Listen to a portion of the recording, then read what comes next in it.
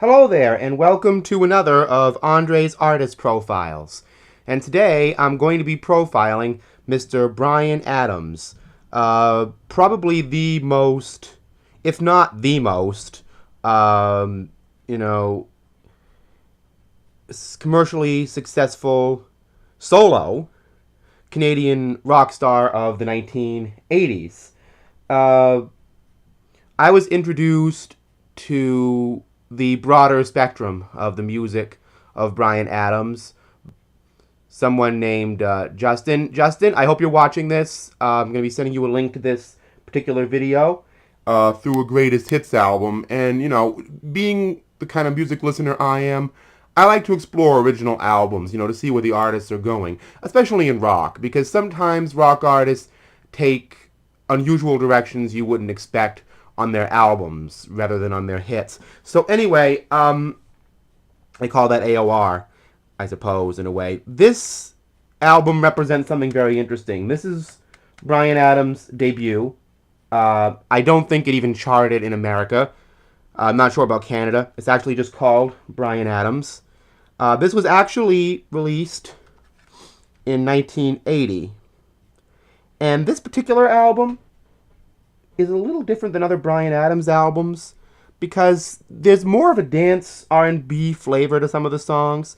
But on others, you can kind of hear the beginning of Bryan's signature musical sound, which was very much, there's a CD. This album isn't hard to get, but it isn't all that easy either. But that's his first album, and he's just kind of still finding his sound.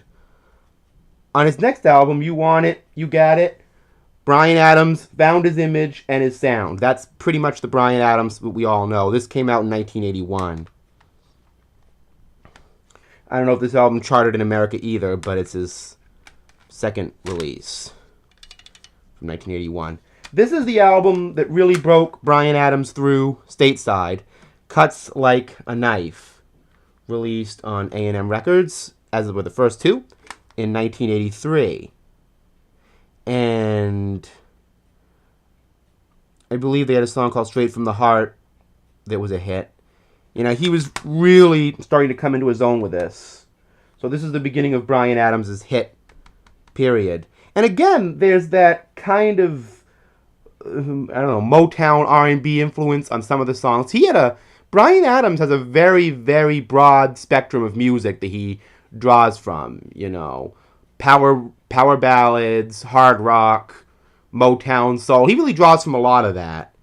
And, of course, being primarily influenced vocally by Rod Stewart, I don't imagine he wouldn't.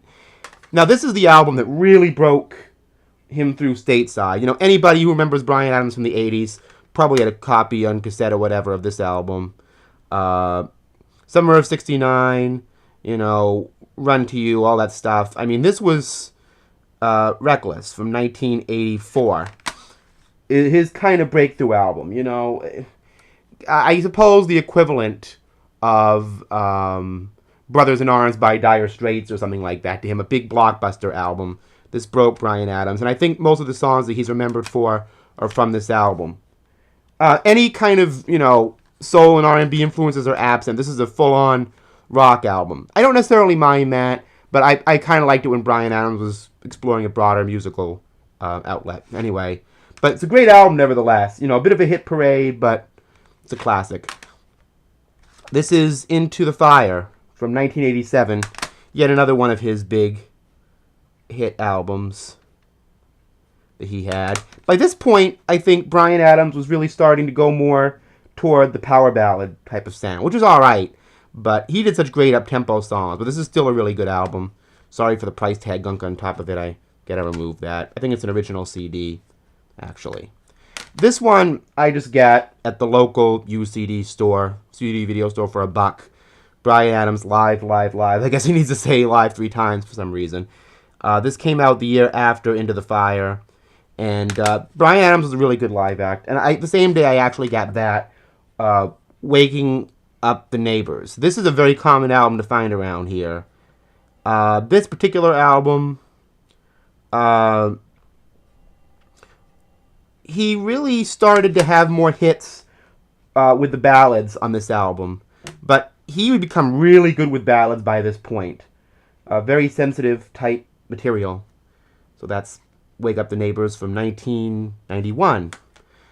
This album is called 18 Till I Die. You know, they always say that rock stars are supposed to be forever youthful. And I think it kind of plays it up on this 1996 release. You know, I don't know if this did as well as some of Bryan Adams' other albums, but he's still on A&M, so, you know, he kept on the label for a while and, you know, tried to do pretty well. But anyway, that's what I have for Bryan Adams. I haven't listened to all of these albums all the way through yet, but I just wanted to do an artist profile on what I had by Bryan Adams. So, basically, happy birthday to him, and I look forward to hearing what Bryan Adams comes up with next.